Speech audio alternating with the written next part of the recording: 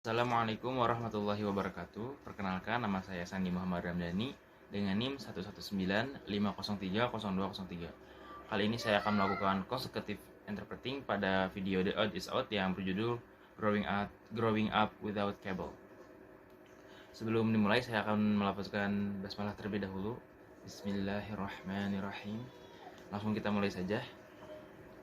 Imagine if Netflix, YouTube, and Hulu never existed. What would you be watching right now? Would you be watching this? I don't think so. You'd be watching this box right here. A television? On this. Bayangkan jika Netflix, YouTube, dan Hulu tidak pernah ada. Apa yang akan kamu tonton sekarang? Apa kamu akan menonton ini?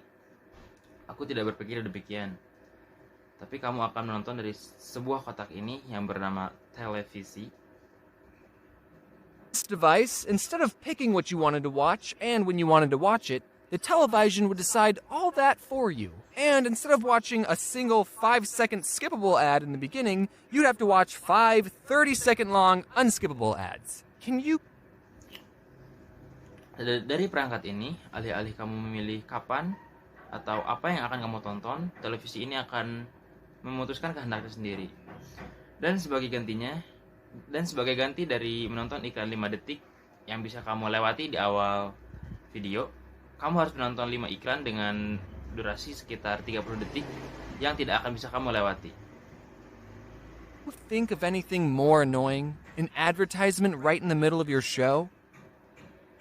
I don't know if my parents are being cheap or trying to discourage an unhealthy habit of watching too much TV, but Bisakah kamu menebak apa yang lebih menjengkelkan dari itu?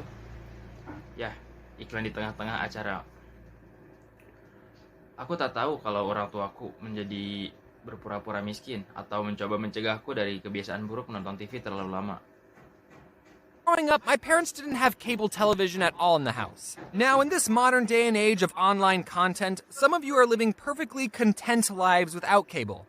I know I am. But you have to understand, in the early 2000s, online video wasn't a thing. Yeah, YouTube was created in 2005, but what did that have? This guy at a zoo? That's lame. Tapi saat aku tumbuh, orang tuaku tidak punya TV kabel sama sekali di rumahnya.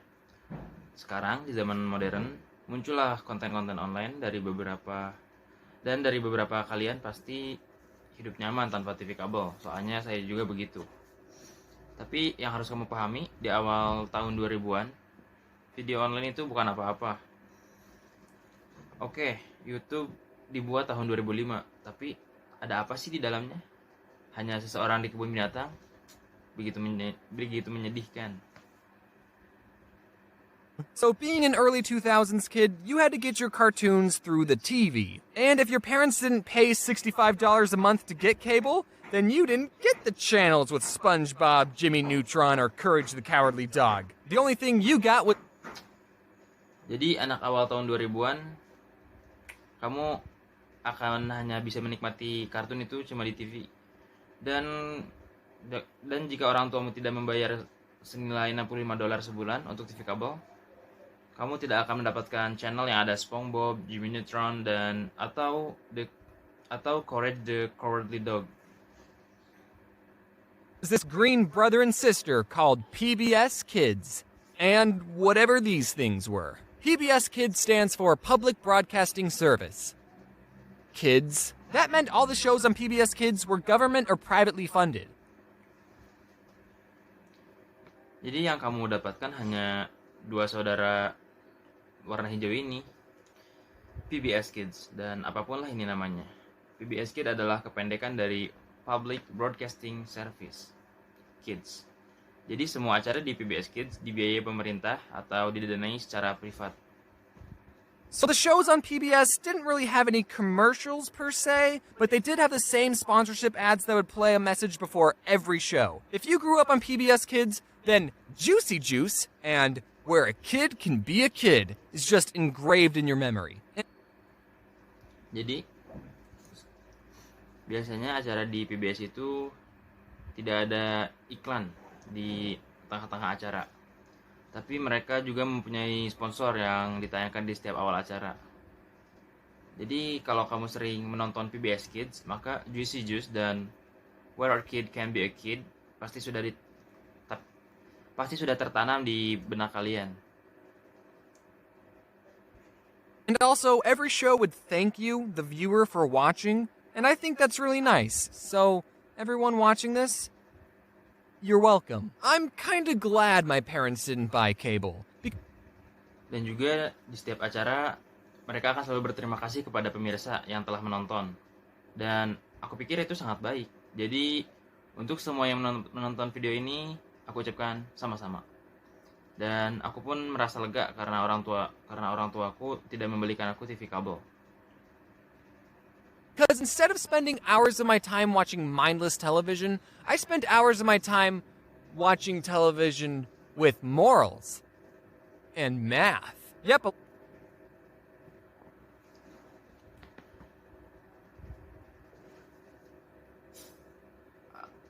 Karena daripada ngabisin waktu untuk menonton acara TV yang tidak jelas, aku lebih baik mengisi waktu untuk menonton TV, tapi dengan amanat dan matematika.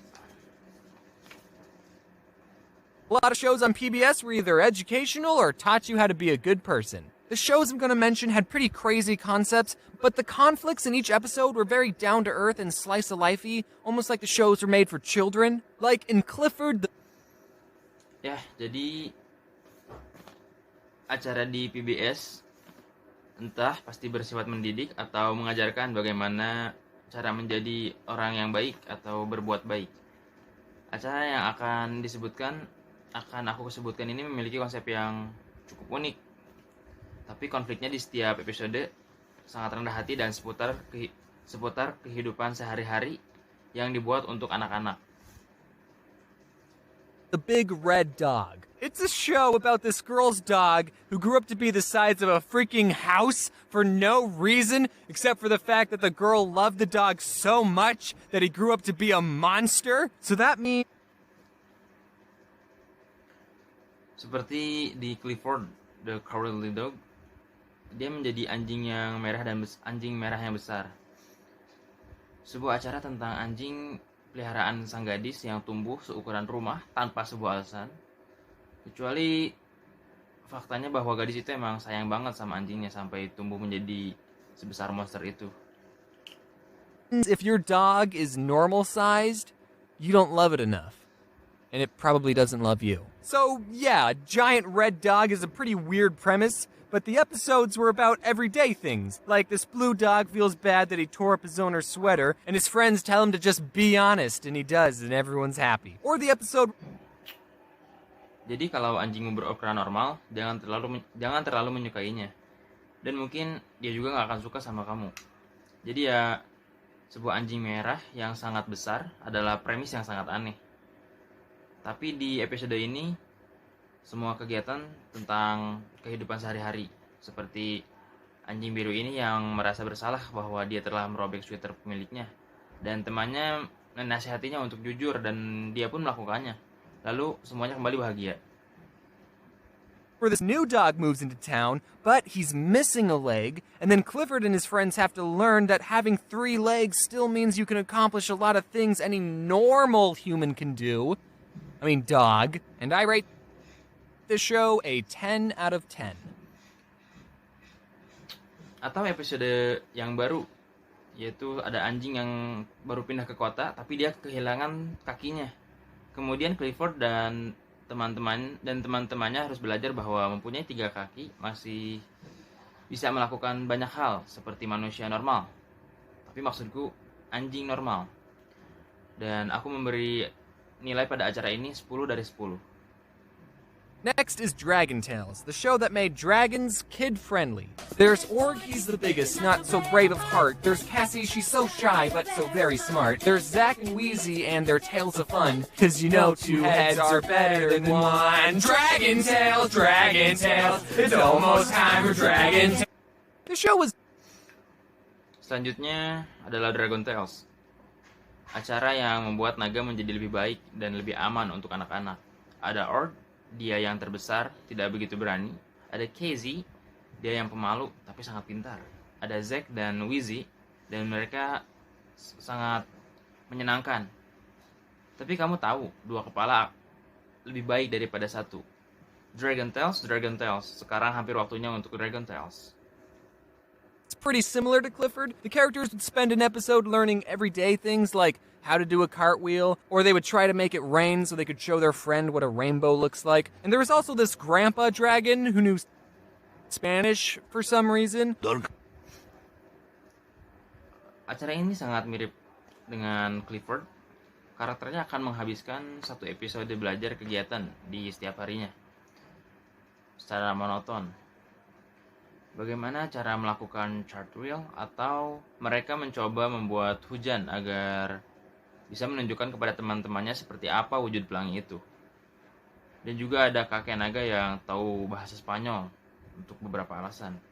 Come too close, niños. And that wasn't the weirdest thing on the show, actually. There was also a dragon character in a wheelchair, which, just like Clifford, is a good character because it teaches kids that disabled people are still people who can accomplish a lot of things. Jangan mendekat, nak, dengan menggunakan bahasa Spanyol. Dan itu bukan hal yang paling aneh di acara itu. Ada juga karakter naga yang duduk di kursi roda, yang juga tidak jauh berbeda seperti Clifford. Karakter yang baik karena mengajarkan bahwa orang cacat adalah orang yang masih bisa melakukan banyak hal. But I think it's a weird combination of two things. A dragon, a mythical beast known for destroying cities, in a wheelchair? If you wanted to stop a dragon from destroying your city, then you just don't install wheelchair ramps anywhere. Tapi saya berpikir itu sebuah kombinasi yang sangat aneh dari dua hal. Seekor naga yang mana binatang buas mitos yang kita ketahui sering menghancurkan kota, tapi duduk di kursi roda. Jadi jika kamu ingin menghentikan naga dari niatnya untuk menghancurkan kota, maka kamu tidak usah memasang landasan kursi roda di mana saja. I should stop talking. I rate the show a 10 out of 10. Now let's talk about Arthur. Here's some fun trivia. Arthur is supposed to be an aardvark. Personally, I don't see it. Sepertinya aku harus berhenti berbicara dan aku akan memberi nilai pada acara ini 10 dari 10. Nah, sekarang ngomong tentang Arthur. Nih, ada trivia. Arthur seharusnya menjadi aardvark. Tapi secara pribadi aku tidak melihatnya. Basically, it was a show about Arthur and his other furry friends learning lessons, but Arthur tended to tackle more serious subjects than the other two shows. Pada dasarnya ini adalah pertunjukan tentang Arthur dan teman-teman berbulu lainnya. Belajar pelajaran. Tetapi Arthur cenderung untuk menangani subjek yang lebih serius daripada dua pertunjukan sebelumnya. Episodes where DW hears her parents get in a fight and she worries about them getting a divorce, or the episode where Arthur Falcon punches his little sister, and even having to deal with someone you know getting cancer. Seperti mereka memiliki episode di mana DW mendengar orang tuanya yang sedang berkelahi dan dia khawatir tentang perceraian, atau episode di mana Arthur Falcon memukul adik perempuannya dan bahkan harus berurusan dengan seorang yang kamu kenal menderita kanker. What? Cancer? The character gets treatment and lives, by the way, because it's a kid's show.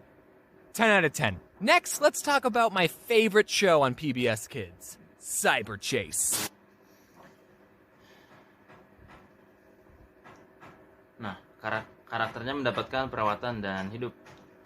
Ngomong-ngomong, karena ini acara anak-anak, jadi aku akan memberikan rating 10 dari 10. Selanjutnya, kita akan membahas tentang acara favorit saya di PBS Kids, yaitu Cyber Chase. Cyber Chase, we're moving, we're beating Hacker at his game. Don't come in every time. This show didn't teach kids morals or how to properly treat the disabled. It taught them something far more important. Math. Cyber Chase is set inside a virtual computer world, and this one character named Motherboard was supposed to be the queen / Acara ini tidak mengajarkan amanat atau tidak memberi amanat atau bagaimana memperlakukan penyandang cacat yang benar kepada anak-anak seperti acara sebelumnya. Tapi acara ini mereka mengajarkan sesuatu yang jauh lebih penting, yaitu matematika. Cyber Chess berlokasi di dunia komputer, dan karakter yang bernama Motherboard ini yang seharusnya menjadi ratu atau pelindung dunia ini. Protector of this world, but she sucks at her job because the villain of the show, Christopher Lloyd, infects her with a virus. So now these three kids have to go on adventures using math principles to thwart the bad guy's plans to save Mommy Board. Motherboard? Motherboard? Mommy? Mom, come back. Mommy, no. We need to save Mommy Board. Tapi ratu itu cacat dan kerjanya dijahatin terus sama penjahat di acaranya, seperti diinfeksi virus oleh Christopher Lloyd. Jadi 3 anak ini harus pergi berpetualang menggunakan prinsip matematika untuk menggagalkan rencana jahat dan untuk menyelamatkan Mama.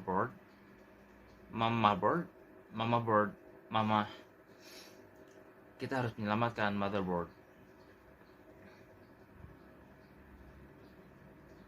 And unlike all the other shows, this show had an overarching story. The kids would always get this close to saving Motherboard, but nothing they did worked. Dan tidak seperti acara lainnya, acara ini memiliki cerita menyeluruh. Anak-anak akan sedekat ini untuk menyelamatkan Motherboard, tetapi tidak ada yang pernah berhasil. The kid, I always wondered how much longer it would be until they finally saved her. And they never did. The show's been going on for 16 years, and they're still learning new math principles trying to save Motherboard. Ketika aku masih kecil, aku selalu mengira-ngira berapa lama lagi akan mereka menyelamatkannya. Dan ya, mereka nggak pernah melakukan itu. Acara ini berlangsung selama 16 tahun. Dan mereka masih belajar prinsip MTK baru untuk menyelamatkan Motherboard. They're at calculus at this point. The show is teaching you slower than an actual school. What kind of a show makes you wait 16 years for a conclusion? Cyber Chase does, and it's one of the best shows ever created. 10 out of 10. Aku pikir mereka masih di kalkulus saat ini. Acara ini mengajarkan kalian untuk lebih pelan daripada sekolah. Dan acara macam apa yang akan membuatmu menunggu untuk 16 tahun hanya untuk mendapatkan sebuah kesimpulan? Kalau Cyber Chess, iya, dan itu salah satu acara terbaik yang pernah diciptakan. 10 dari 10. Last show I want to bring up is called Caillou. All you need to know about Caillou is that I hate him. Caillou is a 4-year-old and a demon. He constantly throws a tantrum whenever he doesn't get his way, even... Satu acara akhir yang akan aku tunjukkan kepada kalian yaitu bernama Caillou. Yang kamu harus tahu tentang Caillou itu, aku benci dia. Caillou itu anak berusia 4 tahun dan dia nyebelin. Dia selalu membuat gara-gara setiap kali dia tidak mencapai keinginannya. In his theme song, he mentions how much of a brat he is. Growing up is not so tough, except when I've had enough. And then he's crying like a child. Well, you're gonna have to grow up, Caillou. The world doesn't revolve around you. Now you might be... Sampai di back songnya disebutkan bahwa sebagaimana ngeselinnya dia. Tumbuh tidak begitu sulit kecuali ketika aku sudah cukup. Dan kemudian dia merengek seperti bocah.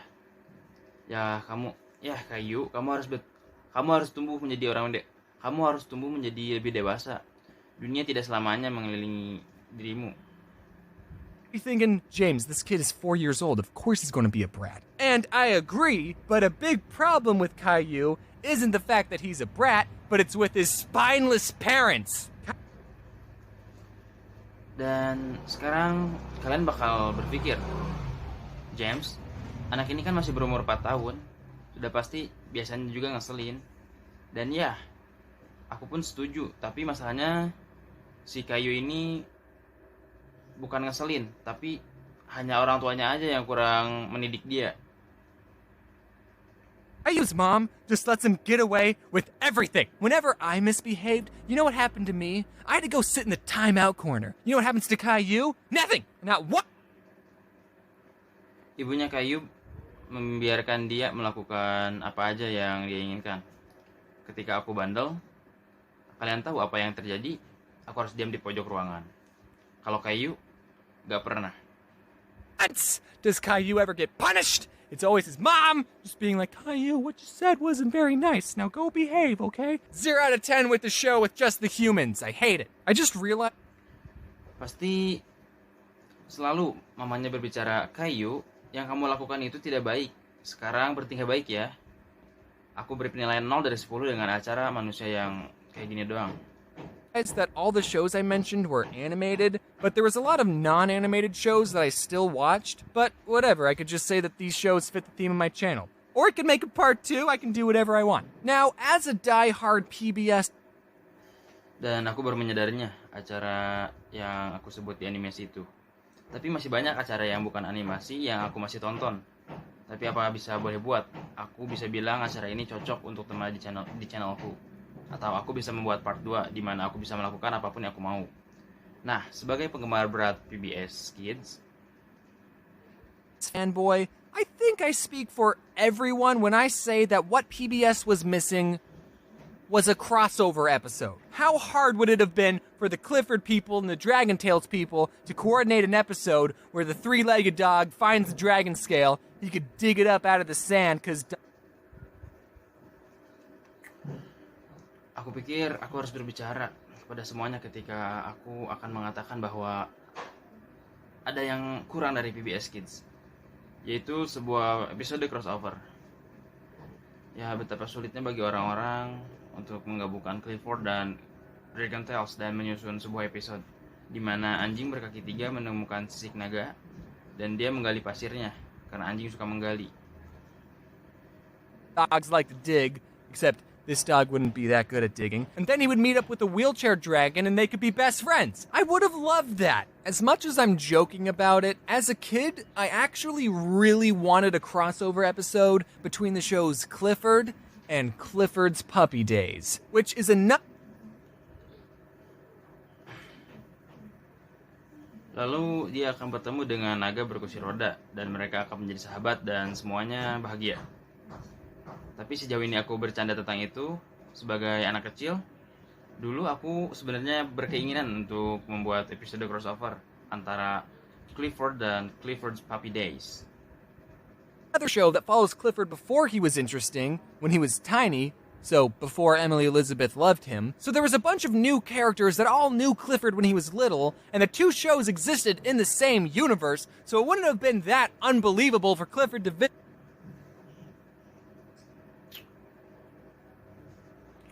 Yang dimana acara lainnya mengikuti Clifford sebelum dia menarik dan saat itu dia masih kecil. Jadi Emily Elizabeth belum menyukainya. Jadi ada banyak karakter baru ya di Clifford saat dia masih kecil. Dan kedua acara itu di dunia yang sama, di universe yang sama. Jadi itu akan sulit dipercaya. His childhood home, and then all the other characters who used to call him small or squirt would see him now and be like, wow! What the f*** happened to you? You see, it's funny because it's a kid's show and you wouldn't expect them to say that. I waited. Itu akan sulit dipercaya untuk Clifford pergi ke rumah masa kecilnya. Dan dulu semua karakter lainnya yang dulu memanggilnya kecil dan mungil, sekarang melihat dia yang sebesar itu dan akan berkata, "Hey, apa yang telah terjadi padamu?" Namun itu terlihat lucu karena ini untuk anak-anak dan kamu tidak akan berpikir mereka berbicara seperti itu. Patiently for that crossover episode, but it never came. But at least I have fanfiction. George, he wagged his tail and smiled. Clifford, it's so good to see you. He nuzzled him as a greeting. Tapi aku sabar untuk menunggu episode itu. Tapi tidak pernah muncul sama sekali. Tapi ayolah kita membuat cerita fanfiction seperti George. Dia menggerakkan ekornya dan tersenyum. Clifford, aku sangat senang untuk melihatmu. Dia menciumnya menciumnya sebagai salam. Nice to see you too. It's been over 7 years since I last saw you. Yeah, it had, Clifford said happily. George turned his back to the hill. Here I come. Senang untuk melihatmu juga. Sudah lebih dari 7 tahun. Terakhir kali aku melihatmu. Ya, itu benar. Clifford bilang dengan senang, dan George memalingkan mukanya kembali ke bukit dan berbicara, "Ya, aku datang." There's no quotation marks, by the way. He got ready to tackle him. He punched George off, and they rolled down. Then, when they got to the bottom, George pinned Clifford, who was panting. Tapi ngomong-ngomong, tidak ada tanda kutipnya. Dan dia siap untuk menangani dia. Dan Clifford, memukul George. Dan mereka berguling sampai ke bawah, hingga George akhirnya terjepit oleh Clifford yang terengah-engah. The three looked at the two of them, who seemed to be having a staring contest, so they decided to go somewhere else. Both laughed and Clifford got off of him. Mereka bertiga melihatnya, yang sepertinya sedang berlomba-lomba menatap mata. Jadi mereka memutuskan untuk pergi ke tempat lain, karena mereka kecewa, dan Clifford akhirnya dia lepas. He sat down and waited for George to stand up. So, what are we gonna do? Position. Okay, that's enough. Hello. Dan dia duduk menunggu George untuk bangun. Dan apa yang akan kita lakukan, kata si anjing merah. Dan ya, cukup. Everyone, I'm back. Did any of you watch these shows as a kid? That's cool, I guess. As you could probably tell, I didn't post anything at all in the month of May. That's because May is my birthday month, so I didn't do any work in my birthday month. No, but for real though, I've been busy working on a book. I know YouTubers have a Halo semua, aku kembali. Apakah kalian menonton acara ini juga saat kalian masih kecil? Itu keren ya. Tapi seperti yang kalian mungkin tahu, aku tidak mengirim berita apapun atau mengunggah apapun di bulan Mei ini.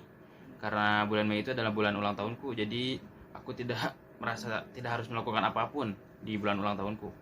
Tapi sebenarnya aku membuat buku. a reputation of making crappy books, but this one's gonna be different.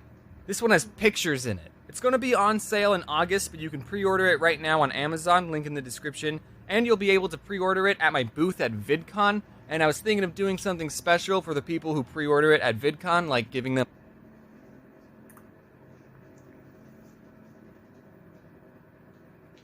Aku tahu banyak banget YouTuber yang memiliki reputasi jelek untuk menulis satu buku. Tapi yang ini beda. Yang ini ada gambarnya. Yang akan aku jual di bulan Agustus. Tapi kalian bisa pre-order sekarang di Amazon. Klik link di deskripsi dan kalian juga bisa pre-order di standku di VidCon. Dan aku berpikir untuk melakukan sesuatu yang spesial untuk orang-orang yang pre-order di VidCon, seperti mengasih mereka salinan tanda tangan. a signed copy. Sorry if you're not going to VidCon. So if you wanted to pre-order it and you're going to VidCon, wait to pre-order it there. Also sorry for the people not going to VidCon. Oh yeah, I'm gonna go to VidCon. I don't think I ever officially announced that.